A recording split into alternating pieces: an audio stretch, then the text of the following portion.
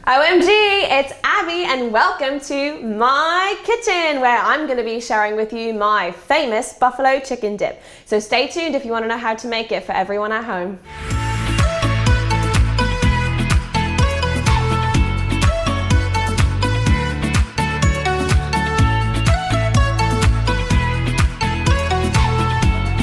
Hello, welcome back and welcome to my kitchen. Today we're going to be doing get down right now. We're going to be doing the highly requested buffalo chicken dip, and I am not going to be eating it today. I'm going to be eating it this weekend for the 4th of July with my family. So I'm going to walk you through how to do it, and I'm not going to do the very end of it.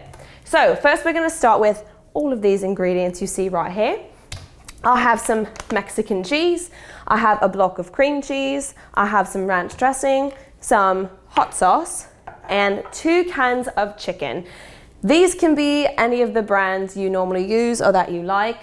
These are just the brands that I always use. So if you want to use these exact brands, you can, but you can buy whatever you want. It doesn't really matter. So I took 2 big cans of chicken that are already in my trash can because I already emptied them out. You're going to drain them in the sink after you open them, and then you're just going to put them in a bowl so you can cut it up. So I'm going to cut it up for you right now. I'll just take a knife and a fork and I just slice it. It doesn't need to be perfect.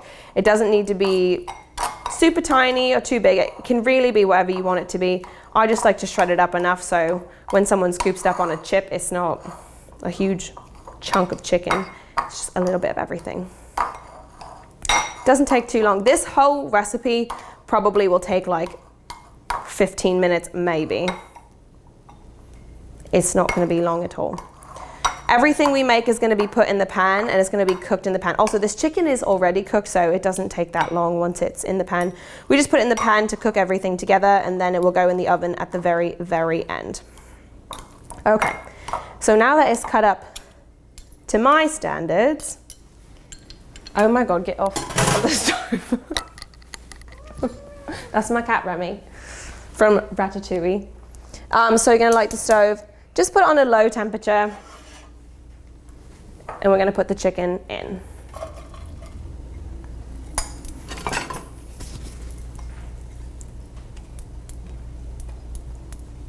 Now, you're just going to let that sit in there to cook a little bit. You'll probably hear it sizzling. That's fine. You just want it to get nice and warmed up. So the next thing we're going to do is we're going to put the hot sauce in. I use Frank's Red Hot hot sauce.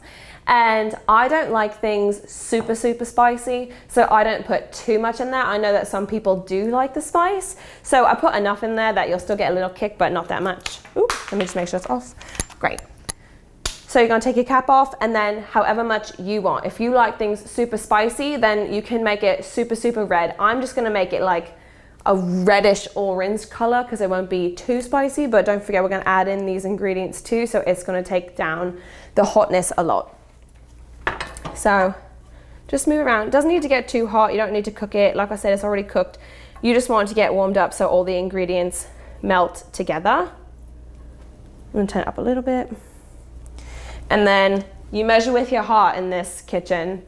You don't use measuring utensils, so however much you want. I do like a good 1, 2, 3, 4. And honestly, I might even put more than that, and I don't like things spicy. So it should look like that. You just mix it up. So we're just gonna mix it together. You can tell how spicy it's gonna be just by the color. Like, I don't like a lot of spice, and to me this doesn't look spicy at all. Just because I know how much lighter it's gonna get, so I'm gonna add some more. A pro tip is that I always buy the small bottles because then you can just use the whole thing. You don't have to use a giant bottle. Unless you're planning on making this like every night of the week, then you'll probably need a bigger bottle.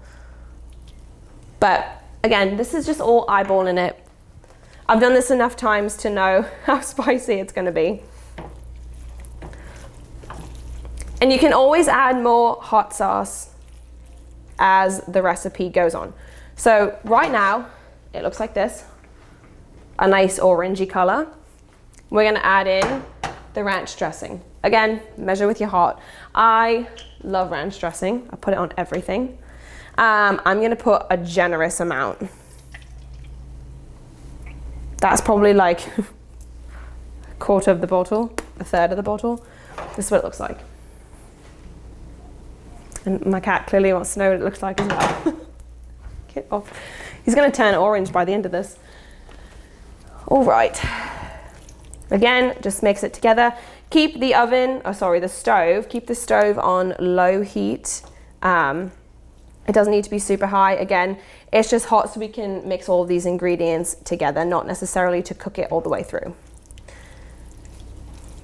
So, because I've done this enough times, I can tell you just by looking at this color that this is gonna be super spicy. So, well, for me, super spicy. To other people who like spice, probably won't even taste it, I don't know. But, so now it's like a nice corally color, you can see. We're gonna put the entire block of cream cheese in. I personally don't like cream cheese, but the cream cheese changes the game, let me tell you. It makes it super creamy and it takes down the heat a lot too. So if you're like me and you don't like things super, super spicy, that's the oven. I forgot to mention that. Preheat your oven to 350 degrees. This is just for the very end, so we can cook the cheese onto the top. That's actually the part that I'm not even gonna do today. I'm not even gonna show you, so don't even know why I turned my oven on, but that's fine. All right.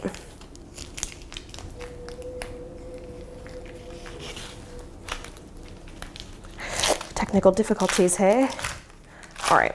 So I recommend leaving your cream cheese out to get to like room temperature, but I just came from the store, so mine's still a little bit cold, which is fine. It just means that it's gonna have to sit in the pan for a little bit longer just to make sure that it melts all the way through and you can mix it. So I'm gonna put that right in the middle. Throw that out. And you're just gonna let it sit there and melt a little bit. That's what it looks like. Like a huge glob of cream cheese.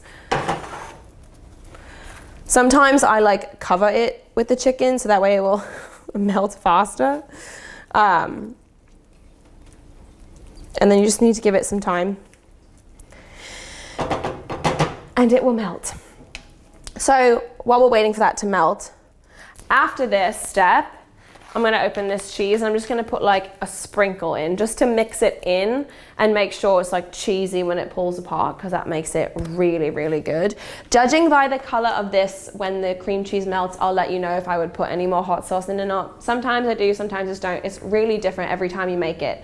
And then after that, we're gonna put it into a pan. I'm going to use a tin, like a tin foil pan, just because I'm gonna be bringing it up to the lake and I want easy transport, and we can throw it away after so it won't cause a mess. If it's not all gonna fit in there, I do have a second one. But you'll just put it in your pan, put it in the oven, and just wait for the cheese to melt. Like I said, everything's already gonna be cooked through. That was good.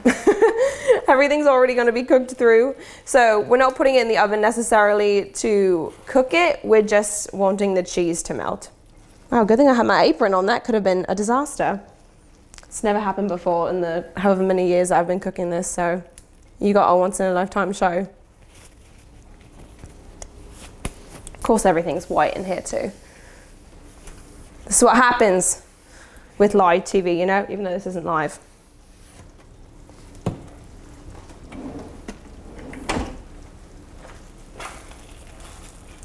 Turn the heat down a little bit. Yeah, this is still pretty solid. Just came from the grocery store freezer. If you're making this for like a big crowd, you can always double the recipe, but I wouldn't recommend any more than 4 cans of chicken. 4 cans of chicken is a lot. This right here is a batch of 2 cans of chicken and 1 block of cream cheese. So if you're gonna do 4 cans of chicken, you're gonna need 2 blocks of cream cheese. So just keep that in mind. You're gonna need a pan big enough, but this will feed a ton of people. There's gonna be like probably 20 people up there this weekend, and I guarantee everyone will be able to eat this. So it feeds a lot.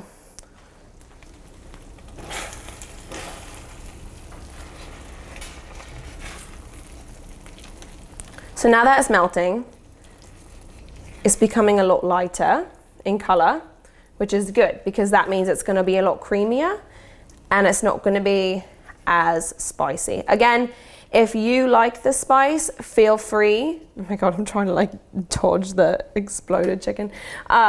If you like it more spicy, feel free to add more of the hot sauce. But if you're like me and you like it more creamy and not necessarily as hot, then you can always add more ranch. But I wouldn't add any more until the cream cheese is totally melted and you can see what the color is. So I need to like... So don't mind that the cream cheese isn't fully melted yet, but that's what it's turning out to look like. It's turning out to be like a light orange. That's what we want. We want it as a light orange.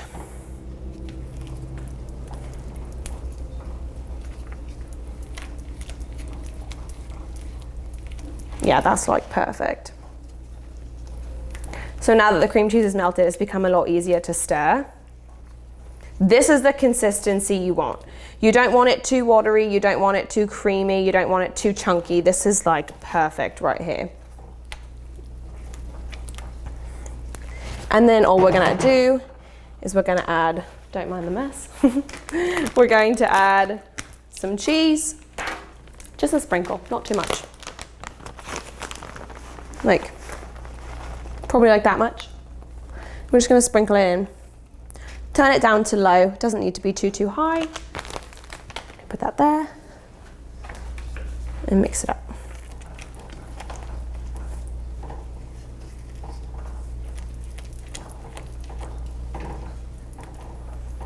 So now when you're mixing it, you should be able to see the cheese pull apart a little bit, get a little stringy. Here you can see.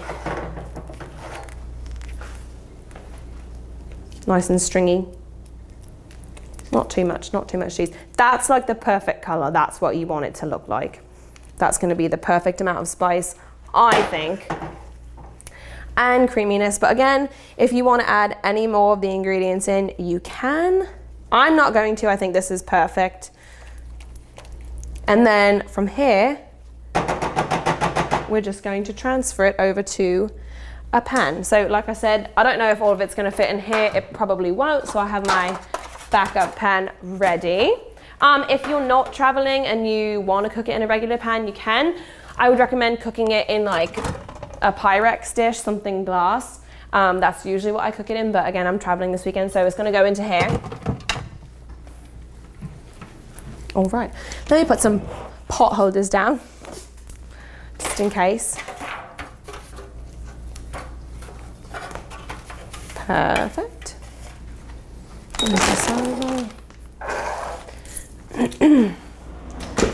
All right. Turn this off.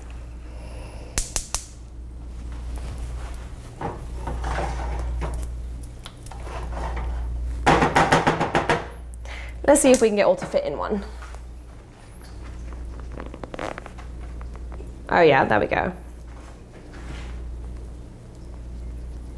It should all just slide right out. That's how creamy it should be.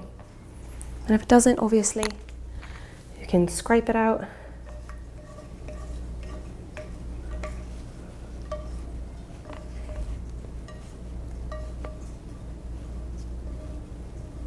Perfect. Don't mind the mess because we had a kitchen explosion. So we don't need that anymore. So we'll just spread it evenly out. And then from here, I'm not going to do it right now just because it's going to melt and I don't want it to melt right now. But if I was going to eat it now, or if I was making it for like a big game or a game night or something where people are coming over, I'd cover the top of this in cheese and put it right into the oven and just wait for the cheese to melt. Once the cheese is melted, you can take it right out and then you can eat it right then and there.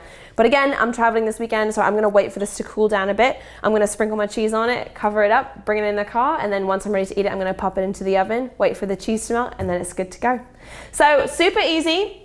Didn't take long. I don't know how long that was. I wasn't timing myself, but not too long.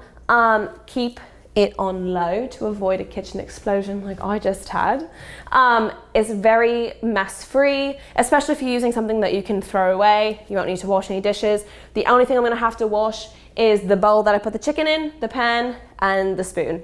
Other than that, you're good to go. And honestly, you don't even need to put the chicken in the bowl if you don't want to. You can keep it in the little cans and cut it up there with a knife. Sometimes that's easier. And yeah, that's pretty much it. Super easy. If you have any questions, feel free to DM me at After Hours Abby, and I can get back to you with any questions you have about this or any other cooking videos that you want to do. OMG!